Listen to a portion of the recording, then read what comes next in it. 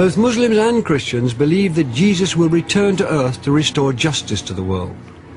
They also believe that before he returns, an evil person or system called the Antichrist will have gained influence over the planet. The story of the Antichrist, I think, should be made a film. The Islamic version of the Antichrist, not the other one. He's called the Antichrist, or the false Christ, because he stands for everything which goes against Jesus Christ's message. So instead of love and mercy, the Antichrist stands for hatred and war. Instead of being devoted to God and renouncing the world, the Antichrist stands for greed and exploiting the world and exploiting power, etc. In Islamic tradition, the Antichrist is called Dajjal. And Al-Dajjal really means the imposter, you know, the liar, the deceiver. Now, if you look at the word Dajjal, which means Antichrist in Arabic, the root word is to put pitch or tar over a mangy camel. And what happens when you do that is the mange goes away. It suppresses it, like putting cortisone on eczema. And then you sell the camel because it looks good, and so the person buys it thinking it's a healthy camel, and then a week later the mange reemerges. In the Bible, the book of Revelation says there'll come a time when no one will be able to buy or sell without the mark of the Antichrist. 666, the mark of the beast. The main understanding of Muslim Antichrist prophecies is of an actual person. Vivid descriptions of his appearance and abilities can be found in the Hadith, the collected sayings of the Prophet Muhammad. The Prophet Muhammad said, every prophet has warned his people about the Dajjal, about the Antichrist, but he said, I will tell you something which none of the other prophets told their people, and that is that he has one eye.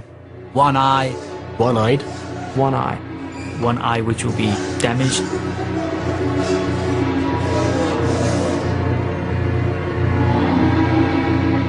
There will come a person who would rule using brute force, tyranny, who would disbelieve openly, who would kill, maim and destroy anything and everything. He's the pitch man.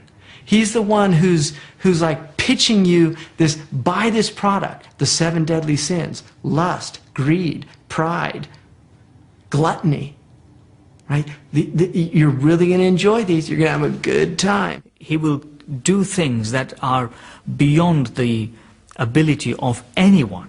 For example, by cutting a man in two, it says. Right down the middle. And then bringing him back to life. I mean, after you witness such an event, it would be very difficult not to believe in such a person.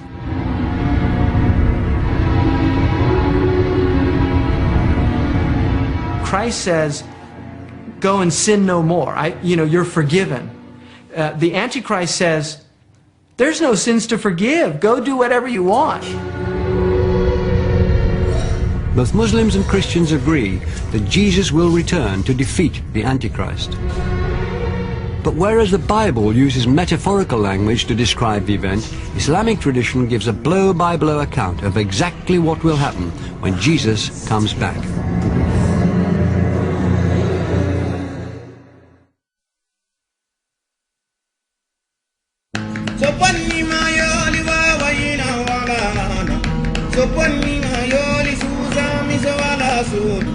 Abdul Rahim Green is in charge of schools tours at Regent's Park Mosque. As a young man, he rejected the Christian Jesus for the Jesus of Islam. I've always, had this, and still do have this great love and affection for Jesus. There's nothing that affects me quite as much as when I hear the Quran being recited. He's also a popular speaker at Islamic events and has been booked to tell the Muslim version of the second coming of Jesus. This is the time when Jesus, the son of Mary, Isa ibn Maryam, he will descend. Now Isa... Carmen Schultz and Valerie Streit are two Christians who've come to find out more about the second coming of Jesus in Islam. In my faith as a Christian, obviously Jesus comes back, and I would like to see what are the similarities, what are the differences in the understanding. Well, I heard there was a secret chord that David played and it pleased the Lord. In contrast to the Bible, in Islamic tradition, the second coming of Jesus is narrated in vivid detail. Well, it goes like this: the fourth, the fifth, the minor fall and the major lift, the baffled king composing hallelujah. The basic scenario that's given is the world becomes filled with an immense amount of oppression and injustice, and Christ returns in an eastern part of Damascus. His hands will be resting on the shoulders of two angels.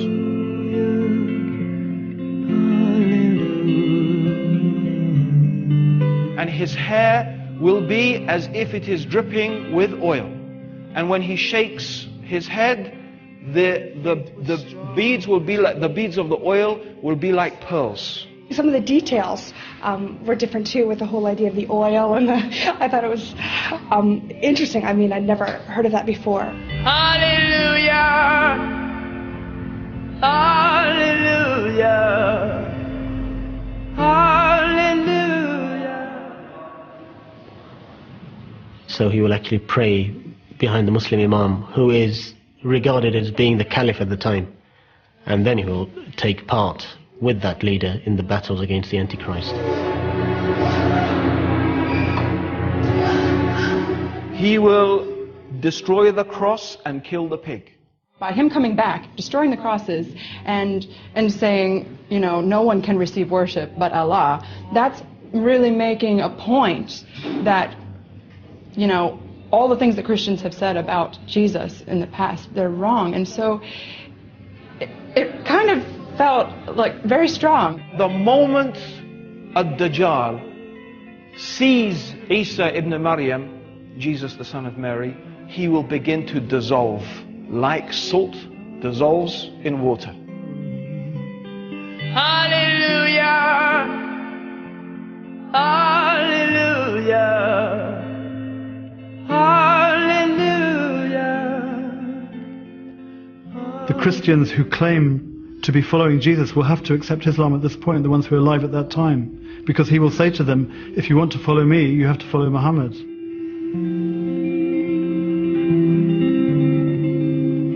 As a Christian, I don't believe that Jesus is going to declare himself to be a Muslim. And I mean, that's going to be a bone of contention, I think, between Muslims and Christians. Even as we speak, in Medina, in Saudi Arabia, next to the grave, the resting place of Muhammad, peace be on him, right next to that is an empty space reserved for Jesus.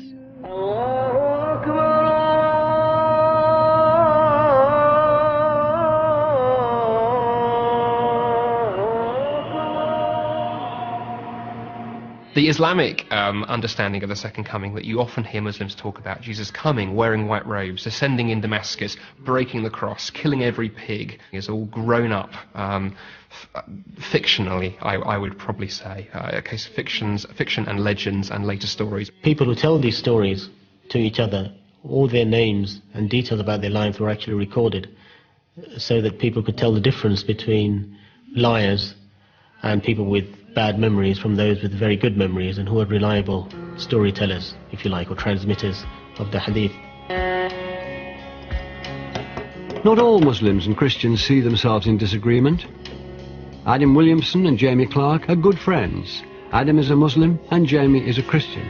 Despite having different views on Jesus, they often find common ground. You know, I could get into a lot of trouble for saying this, but I do think that there's a lot of truth, you know, about Jesus in the Quran. I'm not looking for where they contradict each other, I'm looking for where they don't contradict each other, because that's where the truth is, I feel. But that doesn't mean, for me, that I have to be a Muslim. The Christian truth is still very deep in my heart.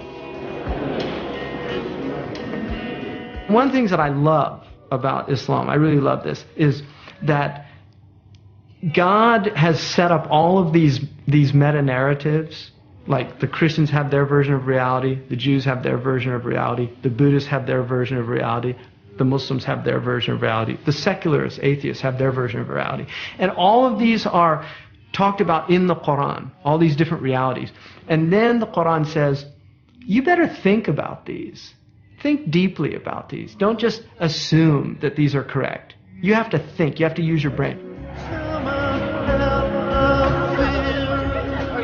But the next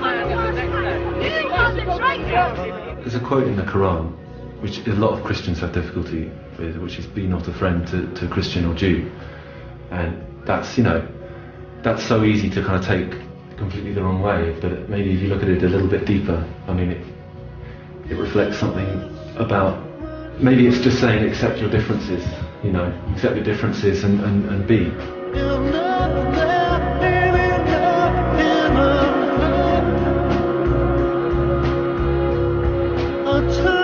It takes a certain amount of arrogance for me to go to Jamie and start telling him he's going on the wrong path, and vice versa. You know, it's not my place. You know, we've got to admit, you know, to a certain extent, we're all fumbling around, you know, looking for some form of truth.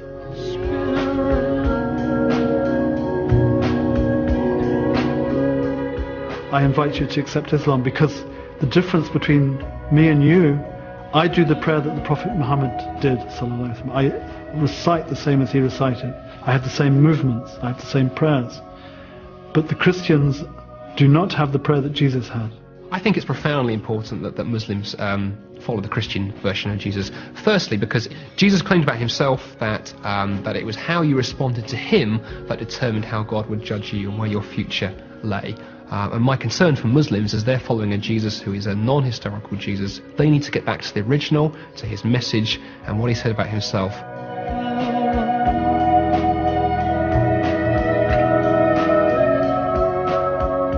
The Prophet Muhammad's most important concern in engaging people that were hostile to him was how I can turn this enemy into a friend.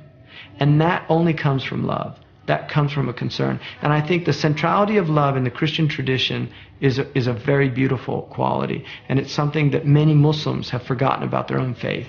And I think there's an immense amount that Muslims can learn from Jesus. I also think there's an